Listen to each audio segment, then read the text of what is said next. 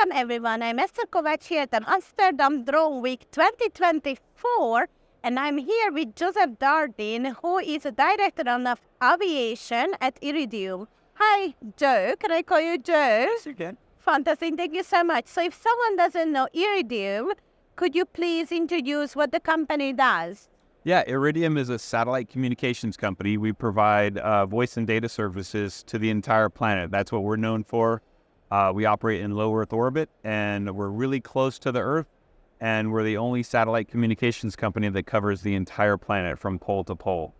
And the fact that we're low to the Earth, that means we require less power, so our size, weight, and power of our transceivers is ideal for things like drones. So just to make me understand, you come from aviation background. So if I want to step back one, satellite and aviation stakeholders already, collaborate and do a lot together. So if someone doesn't know, could you please share a few examples where you already have projects with aviation? Yeah, so Iridium has been working in aviation since roughly about 2009. So when aircraft fly over the ocean, they lose the ability to have real-time communications. And so for oceanic services, we are the connectivity in the cockpit. So voice and data communication from the pilot to the ground. So that's traditionally in an air transport market. And then in other operations like helicopter safety, general aviation, and business jets, we provide that critical safety communication link. So if you think about it, the last time you flew across the ocean, if you were getting on the internet, that wasn't us. That's a different type of a service. That's a commercial broadband service. It's like a K-band. And we're L-band. We're in the cockpit, not the cabin. So the critical one is you, because I can live without Netflix, but I cannot live without you and your safety services, Yeah. If I want to be short about it. So you told me when we had a phone call or a video call, the satellite size is like a Mini Cooper, right? So it's not like that big giant satellite what we know. Yep. It's a smaller and more compact device. Yes. So it's, like you said, it's about the size of a Mini Cooper or a little Fiat. And so we have 66 satellites, and they're in a polar orbit. So they're going north and south around the globe. We have 6 orbital planes and 11 vehicles in each orbital plane. So the way to think about it is we have a mesh network that covers the entire globe that's constantly in motion, and each satellite can talk to its neighbors, the one to the left and to the right, and the one forward and behind it in the same plane. So we cross-link each satellite so that all the communication can travel around the globe if necessary. So it's really like a mesh network around the globe. And why are you at Amsterdam Drone Week? So how this all comes to eVTOL or drones? Well, so there's a critical communication need for these aircraft, and the fact that Iridium operates in low Earth orbit, again, back to our size, weight, and power discussion, we have a modem that's about the size of 2 American quarters stacked on top of each other. It's about 11 grams, and so it's ideally suited to this ecosystem, because you're now talking about smaller aircraft that are power restricted, and so that's kind of where we discovered there was a need, and really our customers are the ones who have started using it for command and control, for remote ID, for telemetry, and other types of data they need to work from a beyond visual line of sight perspective. And do you already have like a partnership who is already using those services currently within the eVTOL drone space? So there is already something going on with your product. Yeah, absolutely. So we have customers that have been using it for many years. So some examples, we have case studies on our website. Swoop Aero is a company that delivers medicine. Yeah, Australians, yeah. Yep. There are several other companies that are using our services for anything from telemetry to command and control, and backcalling, detect and avoid data, etc. So it's already kind of like well-established kind of like service. So nothing new under the sun, right? You provide the same service like to aviation. It works well, and this provides a safety, a critical service for no flight. Yeah, I mean, so when you get beyond visual line of sight, right? That's where we operate well, and so satellite communications is important for when you get outside of the range of your line of sight radio, or when you get outside of the range of cellular or any other communication infrastructure. And so really when you start talking about longer endurance aircraft that fly further, that's really where satellite is important. Yeah. Because if you're going to fly for, say, 15 hours, you're probably going to find areas that don't have any communications to speak of. So you need to have something reliable as a backup. Yeah. And, this year TEMS is revenue generation, profitability for us, as a drone eVTOL industry. And we're trying to understand where is the money, And you have a lot of experience from other business like satellites, And I would really love to learn from those aspects. So if you would talk to the drone industry, what would you say to them? How can we make revenue? How can we be profitable? What are the key actions here?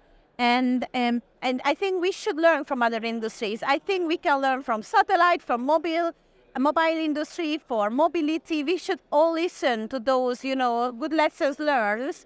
And because we as an industry just trying here to establish ourselves, So what are the good lessons learned from other industries? What you can say? It's a really good question. And so the way I like to draw the analogy, so, I mean, Iridium is in the same position where the drone industry is. We were in that same position 25 years ago.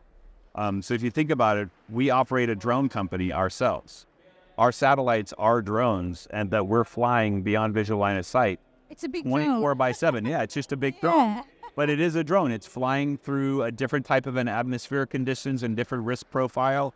But our space flight controllers fly all of our satellites 24 by 7. You're heavily regulated as well, with the space agency. Yeah, it's a different regulation agency. And, so heavily regulated the space, like drones. We have aviation regulation, but your device is also heavily regulated. And it's different in space because if, say, a bolt falls off the International Space Station and floats into our orbital plane, we've got to deconflict that because it can turn a satellite into a ball of plasma. So, so it's really important. Our detect and avoid is a little bit different. Our executing our maneuvers are a little bit different, but it's fundamentally the same. We have a control system. We have telemetry data that we gather on every single satellite vehicle. We're monitoring the health of the batteries or the health of the solar panel, the health of the communication system, and we're piloting them. We're issuing commands, updating flight plans 24 by 7, and it's all done beyond visual line of sight. There's no cameras on our spacecraft, and we have our Space Network Operations Center in Leesburg, Virginia. When we first launched our satellites in the early 2000s, we had about 50 space flight controllers. We call it the front row because in our operations center, they sit in the front row. And they were doing a lot of manual activity and issuing commands, deconflicting, changing position, correcting attitude. Well, today, every 12-hour shift, we have 2 humans that control the entire constellation. Wow. And they can do it from their iPhone. Wow. And really the story there is really it's really about where the drone industry needs to get to, because today we have the same thing happening. We've got 5-10 humans to pilot one aircraft. You got your ground crew, your visual observer, you got your pilot in command. There's a lot of humans involved. And in order to get to profitability, like you said, and to really make this a big deal, we've got to scale the business. And just like we did, where we developed autonomy and automation, and improved our processes and our operations, and now we can fly the entire constellation with 2 people. We really need to get that to that point with drones. How did you get to that point? What was the journey, today? Well, it took us 25 years to get to the day, right? So it didn't happen overnight, and it was slow, improved, changing. Always a small... Yeah. Identifying and the team working together to identify opportunities for improvement in the process, improving a particular function. You notice that we're doing the same thing over and over again manually. You can create a software script, something that can be detected in the system automatically, and you make a change, right? And I think keys are also partnerships. I love that story you told me about the SpaceX partnership you had, right? Yeah. And you find a need, some other company has a need, and you have a need, and you connect that too, right? So could you share that partnership with the SpaceX? Because I really love that story. I think we should really do the same model, Yeah, I think so. We're very much a big corporation, but we run ourselves. We think of ourselves as a small company. It's a very close knit group of people, and like any small business, when we first launched our constellation, we had a lot of doubters.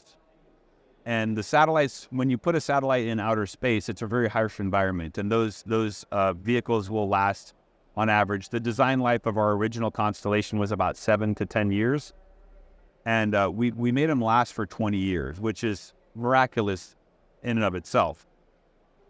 But when we had to replace all those satellites, we had to replace 75 satellites in orbit.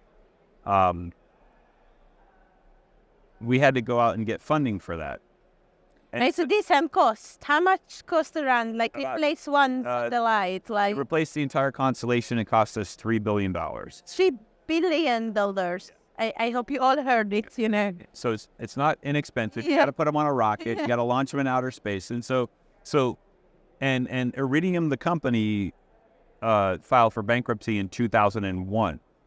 And the current company purchased the assets from the original company and have been operating it ever since then.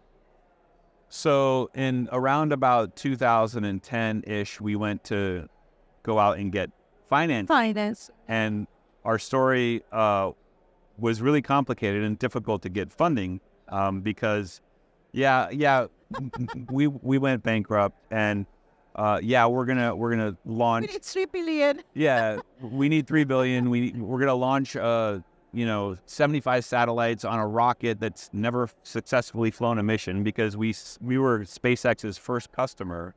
But I love that story. If I want to stop here, because you trusted in SpaceX. Yeah. Because this rocket never launched, right? The launch before our first launch, the rocket exploded. I followed that. I remember that. And you said, okay, but I trust you're going to bring up my satellite. Yeah, so we're going to launch it with a launch partner who's never had a successful launch, and we're going to replace every single satellite. And to replace a satellite, you've got one that's in its it's in its orbit. You've got to launch a rocket, deploy the satellite, let it catch up to that, drop one out of the orbit, put a new one into orbit without dropping a single data session or a phone. Awesome. And then you got to do that 75 times. Yeah. And so, it was really difficult for us to get funding for that. Yeah, I would never fund that. Okay, I'm a little bit crazy. Maybe I would, but I would just think that's like a lottery. I fund the lottery ticket. And well, fantastic. Yeah. And so we did it. Fantastic. But we had doubters every step of the way. Even after we got the funding, after we launched our first mission successfully and replaced the first 10 satellites, we still had people doubting us that we could do it. And that kind of drove us. And it's just like any small business person that's ever started up a business or tried to get an SBA loan. I mean, they're always faced with the same kind of doubters. And you just have to, continue to believe in the mission and prove the doubters wrong. I think that's really an important piece, is we really remain true to ourselves and stayed in our lane. And that's what we do. We provide critical safety communications. We're not going to try to compete with high-speed broadband. That's not us. We're gonna continue to be that SOS button on the side of our phone. When you push that button, somebody's going to respond. You're going to get that connection. So you are the SOS button on the phone. That's fantastic. Yeah, every single one of our satellite phones has an SOS button.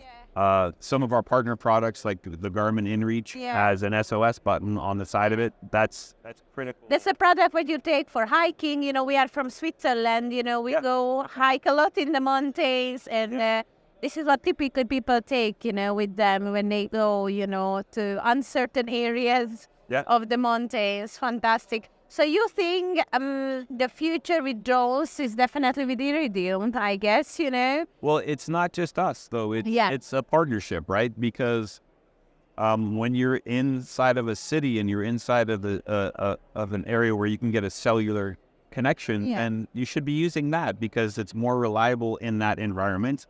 It's faster, it's cheaper. But you should also have a backup to that communications if there's an interruption for whatever reason, and satellite can fill that role. So there's an acronym that the military uses called PACE, and that's Primary, Auxiliary, Contingent, and Emergency. And so we really kind of fit into that, the contingent and emergency. We like to say we put the ACE in PACE, but you know, contingency and emergency, like we're the backup to the backup. Yeah. We're always going to work. You don't need to use us for the primary communication, but then some of these operations that are out in remote areas, like when you go hiking in the Alps, nothing else works out there. That's your primary. Exactly. Right. Thank you so much for the discussion, Joe. It was really amazing, you know. So you can meet Joe at Aria Cities in London as well, because he will be one of our speakers on stage. So please, you know, visit also the website of Aria Cities, which is an exclusive VIP invitation-only event for decision makers. And thank you, Joe, for being here with us today. Really appreciate the time. Thank you.